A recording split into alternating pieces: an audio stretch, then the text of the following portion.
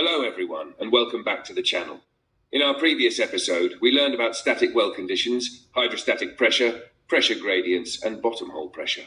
Today, we're taking the next step in our well control journey by exploring what happens when fluids start moving inside the well.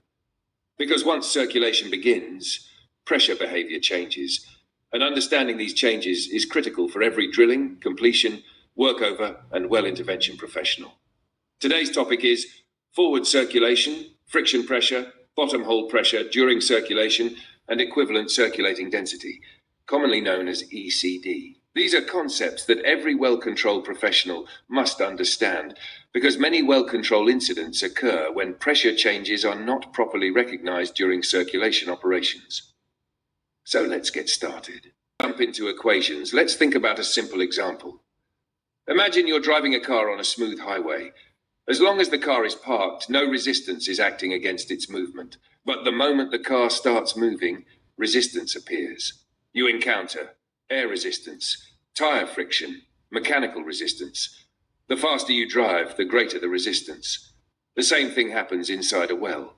When fluid is stationary, we only deal with hydrostatic pressure. But once fluid begins moving through tubing, tools, and annular spaces, another pressure component appears. That pressure is called friction pressure. Forward circulation? Forward circulation is one of the most common circulation methods used during drilling and workover operations. In forward circulation, fluid is pumped down the tubing. Fluid returns to surface through the annulus. Think of it as a complete circulation loop. The pumps push fluid down one path and it returns through another path. This circulation helps operators remove debris, clean the wellbore, displace fluids, control the well, perform various intervention operations. But circulation introduces friction, and friction changes the pressure acting on the well. What is friction pressure? Friction pressure is the pressure loss created when a fluid moves against an enclosed surface. In simpler terms, whenever fluid flows through pipe, tubing, valves, tools, or annular spaces, energy is lost because of resistance. That resistance is measured as friction pressure. Think about drinking a milkshake through a straw. A thin straw creates more resistance than a large straw. You have to work harder to move the fluid. The same principle applies in oil field operations. What affects friction pressure? 3 major factors influence friction pressure. 1. Fluid viscosity. Thicker fluids create more resistance. For example, drilling mud creates more friction pressure than water. Heavy completion fluids create more friction than light fluids. The thicker the fluid, the harder it is to move. 2. Flow area. Smaller flow areas increase friction pressure. Imagine trying to push the same volume of fluid through a 1-inch coil tubing, a 3/2-inch tubing string. The smaller tubing creates much more resistance. Therefore, friction pressure increases. 3. Flow rate. The faster fluid moves, the greater the friction pressure. Higher pump rates mean greater resistance, greater energy loss, higher friction pressures. This is why pump pressure increases as circulation rates increase. Where do we see friction pressure? When forward circulating, friction pressure appears as pump pressure at the rig. The pressure gauge on the pump is actually measuring all the resistance encountered throughout the circulation system. Pump pressure consists of friction pressure in surface lines, friction pressure inside tubing, friction pressure through downhole tools, friction pressure in the annulus, hydrostatic pressure differences between tubing and annulus. In simple terms, the pump must overcome every resistance in the circulation path. The greater the resistance, the higher the pump pressure. Understanding annular friction pressure.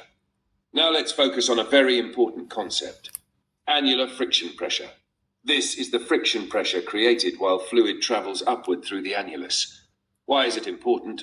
Because annular friction directly affects bottom hole pressure, and bottom hole pressure is what controls the reservoir. If bottom hole pressure changes unexpectedly, the well may become unstable. This is why annular friction is a key well control parameter. Bottom hole pressure during forward circulation. When the well is static, bottom hole pressure is calculated using hydrostatic pressure and surface pressure. However, during circulation, we must include annular friction pressure. The equation becomes P equals HP plus SP plus FP an equals hydrostatic pressure, might SP equals surface pressure, might FP an equals annular friction pressure. Notice something important. Annular friction pressure increases bottom hole pressure. Therefore, a circulating well often has a higher bottom hole pressure than the same well under static conditions. What is choke pressure? During circulation, operators often maintain surface pressure using a choke. A choke is simply a controlled restriction placed in the flow path. By adjusting the choke, operators can increase or decrease back pressure on the well. This pressure is commonly called choke pressure or back pressure. Because this pressure acts on the entire well bore, it contributes directly to bottom hole pressure. Stash a practical example. Let's work through a real-world example. Suppose we have fluid densities 12 ppg, true vertical depth equals 6,000 feet, surface back pressure equals 400 psi, annular friction pressure equals 250 psi. Our objective is to calculate bottom hole pressure. Step 1. Calculate hydrostatic pressure using the hydrostatic pressure equation.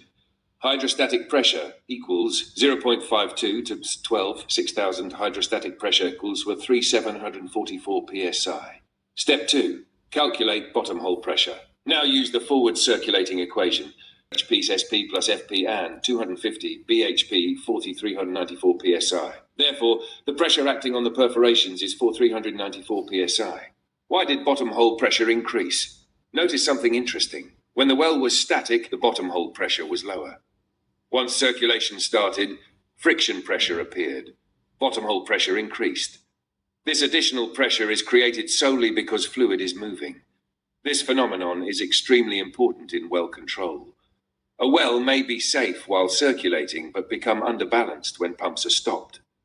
And that leads us to one of the most important concepts in hydraulics. Hack equivalent circulating to ECD. Equivalent Circulating Density, or ECD, is one of the most frequently used terms in drilling and well control. ECD represents the apparent fluid density seen at the bottom of the well while circulating. Notice the word apparent. The actual fluid density has not changed. The fluid is still 12 ppg. However, because friction pressure increases bottom hole pressure, the well behaves as if the fluid were heavier. That effective density is called equivalent circulating density. Nash, why is ECD important? ECD helps engineers understand actual pressure applied to the formation, risk of formation fracture, lost circulation potential, safe operating windows, well control margins. In many cases, excessive ECD can fracture a formation. In other cases, insufficient ECD may allow a kick to occur. This is why monitoring ECD is critical. ECD equation. The equation for ECD is equal frac FPO52 times TVD plus FD density minus FPAN equals annular friction pressure. TVD equals true vertical depth. FD equals fluid density. Example ECD calculation. Using our example, annular friction equals 250 psi, depth equals 6,000, fluid density equals 12 ppg.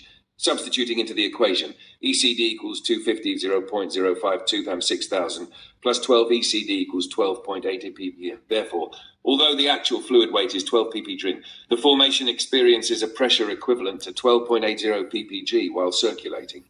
What happens when pumps stop? This is one of the most important lessons in well control. When pumps stop, fluid movement stops, friction pressure disappears, ECD disappears, bottom hole pressure decreases. The well immediately returns to its static condition. In our example, while circulating, ECD equals 12.80 ppg. After pumps stop, equivalent density returns to 12.0 ppg. This sudden pressure reduction must always be considered during well control operations. Many kick situations occur because personnel fail to account for the loss of ECD when circulation stops. Now to key takeaways. Let's summarize today's lesson. Forward circulation means pumping down the tubing and returning through the annulus. Moving fluid creates friction pressure. Friction pressure depends on viscosity, flow area, and flow rate. Annular friction pressure increases bottom hole pressure. Bottom hole pressure while circulating equals hydrostatic pressure plus surface pressure plus annular friction pressure. Equivalent circulating density represents the apparent fluid weight seen by the formation while circulating. ECD disappears when pumps are shut down. Understanding ECD is critical for preventing kicks, lost circulation, and formation damage. And perhaps the most important lesson of all, the pressure acting on a reservoir while circulating is often much higher than the pressure acting on that same reservoir when the pumps are stopped. Understanding this difference is fundamental to successful well control. Thank you for joining me for today's episode. If you found this lesson useful, please like, share, and subscribe to the channel. Leave a comment below and tell us, have you ever encountered ECD-related challenges during drilling, completion, or workover operations? I'd love to hear your experience. Stay safe, keep learning, and I'll see you in the next episode.